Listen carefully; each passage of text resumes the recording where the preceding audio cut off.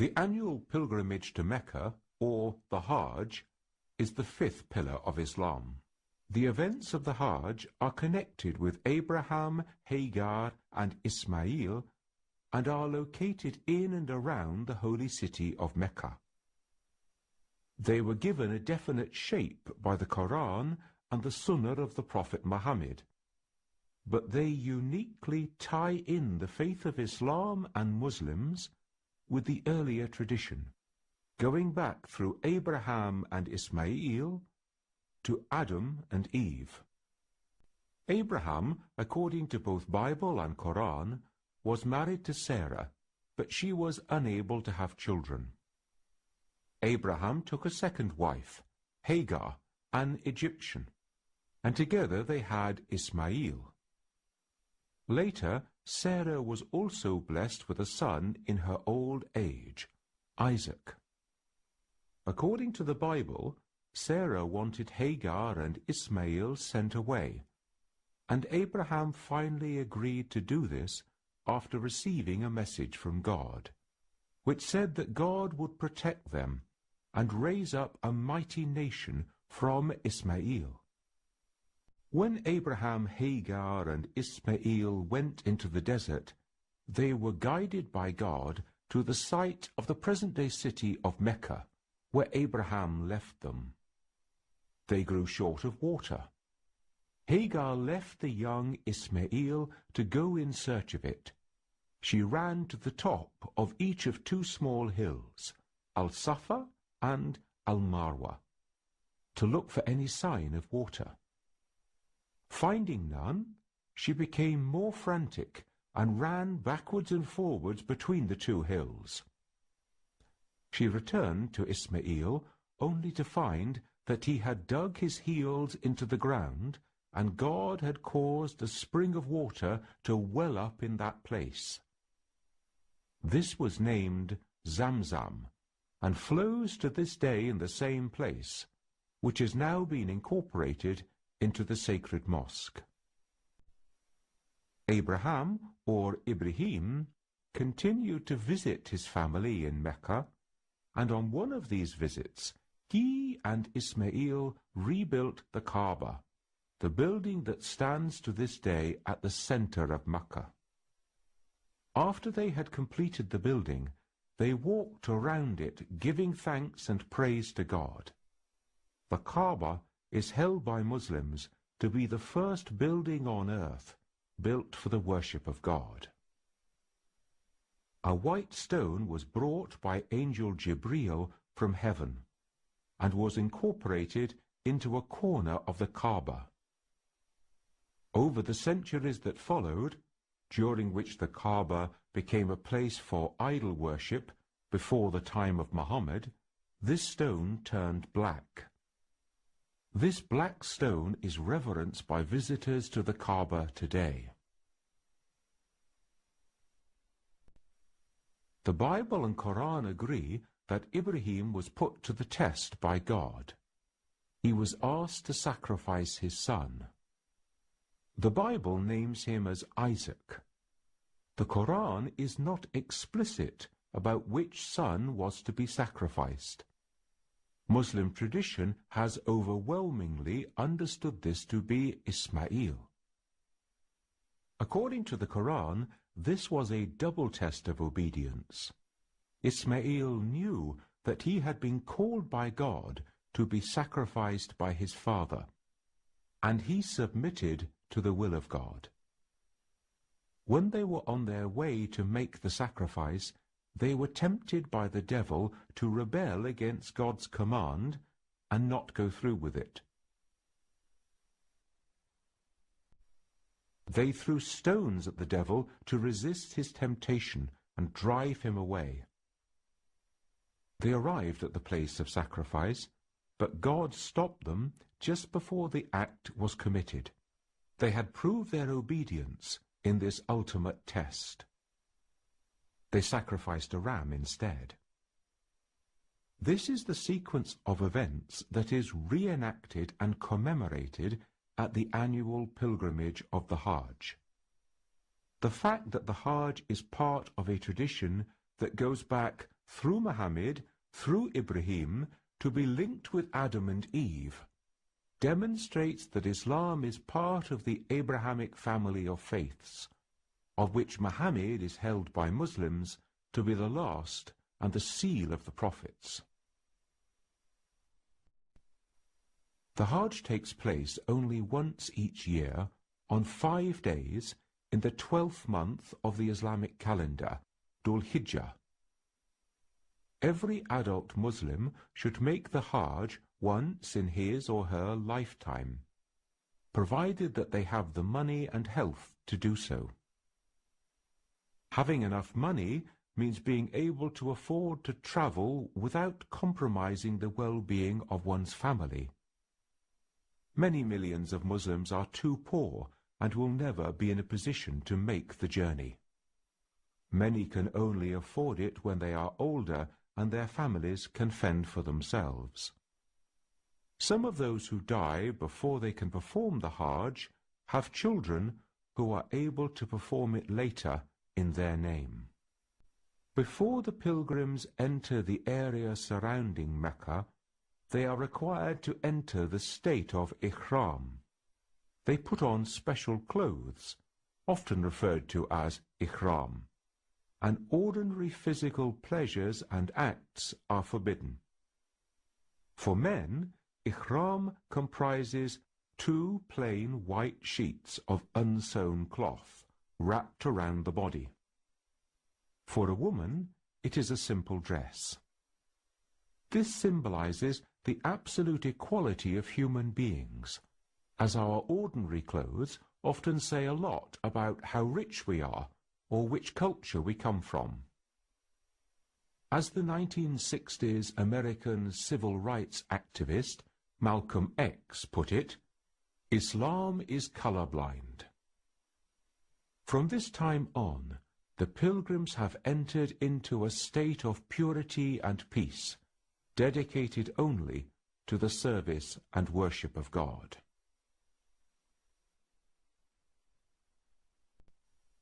The first rite of the Hajj is the Tawaf. Pilgrims walk around the Kaaba 7 times in an anti-clockwise direction, praising God. The Kaaba is generally covered with a black cloth on which verses from the Qur'an have been embroidered with gold thread. This is raised during the Hajj to reveal the stone walls beneath. When they pass the black stone, it is recommended that pilgrims kiss it. But due to the large numbers, most pilgrims salute it by raising their right hands, as was the practice of Muhammad. Beside the Kaaba, another stone marks the station of Ibrahim, where tradition has it that Ibrahim used to pray. If possible, pilgrims will try to pray at this special place. Next, pilgrims walk or jog 7 times between the 2 small hills of al-Safa and al-Marwa, as Hagar did. They can then drink the water of Zamzam and fill bottles to take home. For those pilgrims who arrive in Mecca earlier, they can perform these 2 rites in advance, and then resume their Hajj with all the other pilgrims. The high point of the Hajj comes when pilgrims travel to the plain of Arafat, about 12 miles from Mecca. By tradition, this was the site where Adam and Eve were reconciled to God. Rising above the plain is a small hill, the Mount of Mercy, from which Muhammad preached his farewell sermon during the Hajj a few months before his death. The keynote of this stage is forgiveness. Pilgrims seek forgiveness of their sins from God, the All-Merciful. This will be granted if they fulfill 4 conditions. They must, in sincerity, acknowledge their sins, cease those sinful practices, and resolve not to sin again. Finally, they must seek to make good whatever harm has been caused by their sin. For example, by restoring to the rightful owner something that has been stolen. The pilgrims stand in prayer for a long time. It is an intensely powerful period of humility before God, during which many pilgrims describe having a profound experience of peace, forgiveness, and being intimately in the presence of God. They are anticipating the awesome day of judgment, and the ihram will later become the shroud in which their dead bodies are wrapped for burial. As it was at Arafat that Adam and Eve were reconciled to God, the standing at Arafat is symbolically linked to both the beginning of history and the end of time.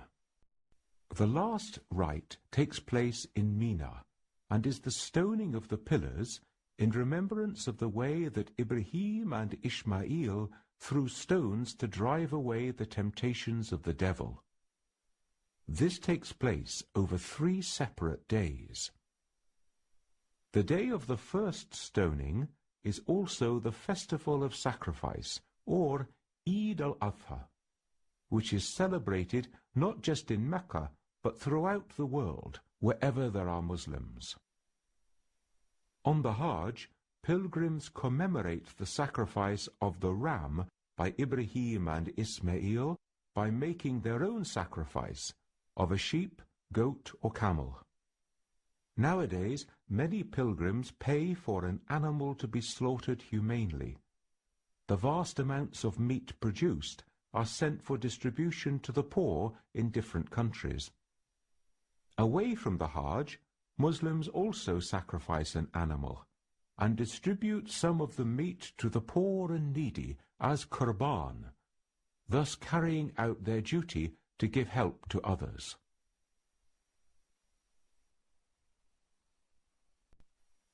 Both on the Hajj and in the wider world, this festival is the most important in the Muslim year. At the end of the Hajj, pilgrims trim their hair or shave their heads and change out of their symbolic clothing. They now have the right to add al-Hajj for men or al-Hajjah for women in front of their names. Today, in excess of 3 million people gather for the Hajj each year.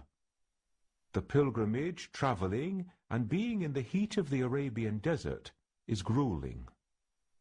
Not surprisingly, with so many people, often elderly, gathered in Mecca from around the world, some die during the Hajj.